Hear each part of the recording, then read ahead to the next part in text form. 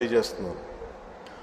రాష్ట్ర ప్రజల రుణం తీర్చుకునేందుకు గౌరవ ప్రధాని శ్రీ నరేంద్ర మోదీ గారి మార్గనిర్దేశకత్వంలో పాలనలో అపార అనుభవం కలిగిన గౌరవ ముఖ్యమంత్రి శ్రీ చంద్రబాబు నాయుడు గారి నాయకత్వంలో కూటమి ప్రభుత్వం నిరంతరాయంగా కృషి చేస్తూనే ఉంది.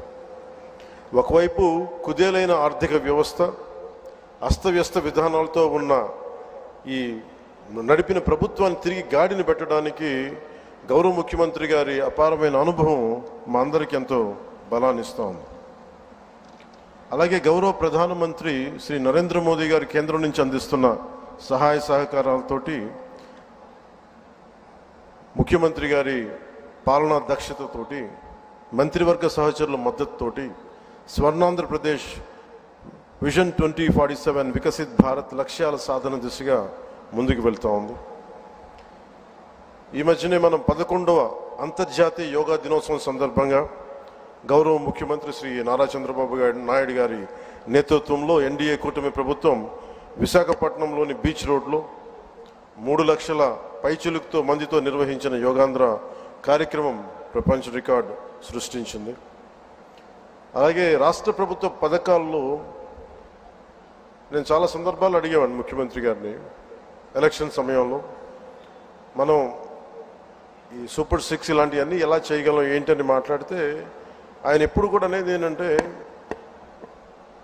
డెవలప్మెంట్తో పాటు మనం వీటిని ఏవైతే ప్రజలకు అవసరం అయితే ఉన్నాయో అవి కూడా ఇవ్వాల్సిందే మనం అని చెప్పేసి, ముఖ్యంగా ఆయన 3,000 దాకా ఉన్న పెన్షన్ని ఆయన రాగానే 4,000కి పెంచగలిగారు. దివ్యాంగులకు ఇచ్చే పెన్షన్ 3,000 నుంచి 6,000. దివ్యాంగులు కొన్ని సంవత్సరాలుగా నా దృష్టిలో ఉంది, అందరూ ముఖ్యమంత్రి గారి దృష్టిలో ఉంది, మాకు పెంచండి అని అంటుంటే అది కుదరలేకపోయింది ఎవరికి, ఏ ప్రభుత్వానికి కూడా. కానీ ముఖ్యమంత్రి గారి నాయకత్వంలో ఆయన ఫినాన్షియల్ మేనేజ్మెంట్ అద్భుతం కాబట్టి 3,000 నుంచి 6,000కి పెంచారు.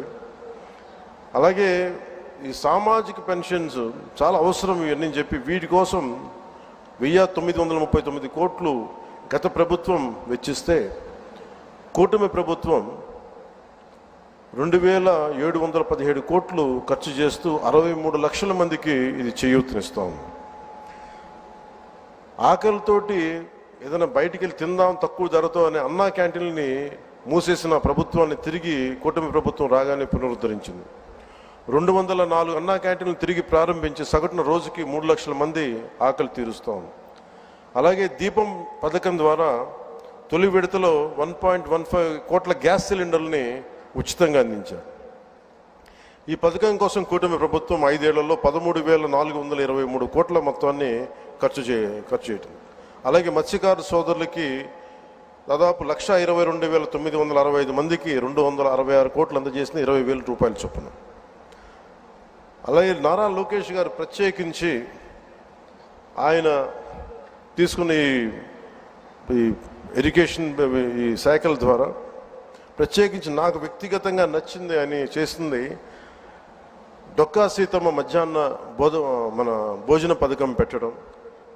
ఎంతసేపు ప్రభుత్వ పథకాలకి గత ప్రభుత్వంలో ఆయన పేర్లు పెట్టుకోవడం, వారి పేర్లు పెట్టుకోవడం కంటే కాకుండా ఎవరైతే సమాజానికి ప్రేరణగా ఉన్నారో అలాంటి వారి పేర్లు పెట్టడం, మనస్ఫూర్తిగా సర్వేపల్లి రాధాకృష్ణన్ గారి మన స్కూల్ కిట్స్ అందించడం, ఇలాంటి చాలా రెవల్యూషన్ నిర్ణయాలు తీసుకున్న నారా లోకేష్ గారికి నా ప్రత్యేకంగా నా ధన్యవాదాలు తెలియజేస్తాను. ఇట్స్ క్వైట్ ఇన్స్పైరింగ్ అనిపించింది. అలాగే తల్లికి వందనానికి దాదాపు 67 లక్షల మందికి పైగా విద్యార్థులకు లబ్ధి చేకూరింది. ఈ మొత్తంలో 1,346 కోట్లు పాఠశాలల అభివృద్ధికి వెళ్తూ ఉంది. 10,000 చొప్పున 10,091 కోట్లు ఖర్చు చేస్తున్న ఈ పథకం 67 లక్షల మందికి పైగా లబ్ధి. గత ప్రభుత్వం జాబ్ క్యాలెండర్ పేరిట మీద యువతని సరిగ్గా వదిలేసింది. ఒక్క డిఎస్సి కూడా నిర్వహించిన పాపాన్ని పోలేదు. కూటమి ప్రభుత్వం వచ్చిన వెంటనే 16,347 ఉపాధ్యాయ నియామకాలకు మెగా డిఎస్సి నోటిఫికేషన్ విడుదల చేసింది. వైసీపీ హయాంలో ఉపాధి కోసం యువత పక్క రాష్ట్రాలకు వెళ్ళిపోయే పరిస్థితుల్లో కూటమి ప్రభుత్వం నారా చంద్రబాబు గారి నాయకత్వంలో 20 లక్షల ఉద్యోగాల కల్పన దిశగా చాలా బలమైన ప్రణాళికలు సిద్ధం చేస్తూ ఉంది. 6,100 పోలీసు ఉద్యోగాల నియామకాలకు చర్యలు తీసుకుంది. ముఖ్యంగా గత పాలనలో లక్షలాది భవన నిర్మాణ కార్మికులు ఉపాధి కోల్పోయారు, నిర్మాణ రంగం కుదేలైంది. అలాంటి వాళ్ళకి కూటమి ప్రభుత్వం రాగానే ముఖ్యమంత్రి గారు ఒకటి చెప్పిన ఉచిత ఇసుక విధానాన్ని అమలు చేయాల్సింది చెప్పి చేసినందుకు ప్రత్యేకంగా భవన నిర్మాణ కార్మికుల తరపున ముఖ్యమంత్రి గారికి నా కృతజ్ఞతలు తెలియజేసుకున్నాను. ఏడాది కాలంలో బ్రాండ్ ఏపీని పునరుద్ధరించడం ద్వారా 9.4 లక్షల కోట్ల పెట్టుబడుల్ని ఆంధ్రప్రదేశ్ ఆకర్షించింది. తద్వారా 6 లక్షల ఉద్యోగాల కల్పనకు ఇది దారి వేస్తుంది. గత 5 ఏళ్లలో గజానికి గొంతగా మారిన రాష్ట్ర రహదారులకు పునర్జీవం నింపుతూ 20,000 కిలోమీటర్లు R&B రోడ్లకి మరమ్మతులు చేసింది. వైసీపీ గత పాలనలో ల్యాండ్ యాక్ట్ని రద్దు చేసే ఒక ల్యాండ్ యాక్ట్ని తీసుకొచ్చింది. దాన్ని రద్దు చేసి కూటమి ప్రభుత్వం రాగానే చంద్రబాబు గారి నాయకత్వంలో ఆ యాక్ట్ని రద్దు చేసి ప్రజల ఆస్తులకి రక్షణ కల్పించే విధంగా చర్యలు చేపట్టింది. గత ప్రభుత్వంలో BC, SC, ST, minority subplan నిధుల్ని సైతం ఇష్టారాజ్యంగా మళ్లించి వెనకబడిన వర్గాల వారికి ద్రోహం చేసింది. కూటమి ప్రభుత్వం సబ్ప్లాన్ నిధులు దుర్వినియోగం కాకుండా చేపట్టి ఆయా వర్గాల స్వయం ఉపాధి పథకాలకి వెచ్చిస్తూ ఉంది. ప్రత్యేకించి నేను పంచాయతీరాజ్ శాఖని నేను నిర్వహిస్తున్నాను కాబట్టి దానికి సంబంధించి కొంచెం చెప్తాను మీకు. పంచాయతీరాజ్ గ్రామీణాభివృద్ధి శాఖ బాధ్యతలు స్వీకరించిన వెంటనే సర్పంచులు తలెత్తుకునేలా మొదటి అడుగు వేయడమైంది. జాతీయ పండుగలైన స్వాతంత్ర దినోత్సవం, గణతంత్ర వేడుకలకు నిర్వహణకిచ్చే నిధుల్ని మైనర్ పంచాయతీలకు 100 నుంచి 10,000కి, మేజర్ పంచాయతీలకు 250 నుంచి 25,000కి పెంచాం. గ్రామాన స్వాతంత్ర గణ దినోత్సవ వేడుకలను ఘనంగా నిర్వహించుకునే అవకాశం కల్పించి ఆత్మగౌరవాన్ని కాపాడాం. సర్పంచుల ఆత్మగౌరవాన్ని. గ్రామ స్వరాజ్య సాధన లక్ష్యంలో ఒకే రోజున 13,326 పంచాయతీల్లో గ్రామ సభలు నిర్వహించి ఒక సరికొత్త రికార్డు సాధించాం. ఇది పల్లె పండుగ ద్వారా గ్రామీణ రహదారులకి ఒక కొత్త కళ తీసుకొచ్చాం. రైతులకి అండగా మినీ గోకులాలు, నీటి కుంటలు చాలా తక్కువ కాలంలోనే తవ్వించాం. మహాత్మా గాంధీ జాతీయ గ్రామీణ ఉపాధి హామీ పథకం ద్వారా రాష్ట్ర వ్యాప్తంగా 46,94,000 కుటుంబాల్లో 75,23,000 మంది ఉపాధి శ్రామికులకి వారి సొంత గ్రామాల్లోనే ఉపాధి కల్పించాం. 2024-2025 ఆర్థిక సంవత్సరంలో 5,10,000 కుటుంబాలకి 100 రోజులకు పని కల్పించాం. అలాగే ఈ అడవి తల్లి బాట కార్యక్రమానికి ప్రత్యేకించి గౌరవ ముఖ్యమంత్రి గారికి నా ధన్యవాదాలు తెలియజేస్తా ఉన్నాను. 70 సంవత్సరాలుగా రోడ్లు లేని ఎన్నో ఈ గిరిజన గ్రామాలకి 105 కోట్లు నిధులు అవసరమైంది. వారికి ఒకరోజు ప్రత్యేకంగా తెలియజేస్తే ఆయన దాన్ని అర్థం చేసుకొని వెంటనే దానికి సంబంధిత నిధులు రిలీజ్ చేయటం వల్ల ఈ రోజున గిరిజన గ్రామాలను అనుసంధానిస్తూ 1069 కిలోమీటర్ల రోడ్ల నిర్మాణానికి శ్రీకారం చుట్టాం.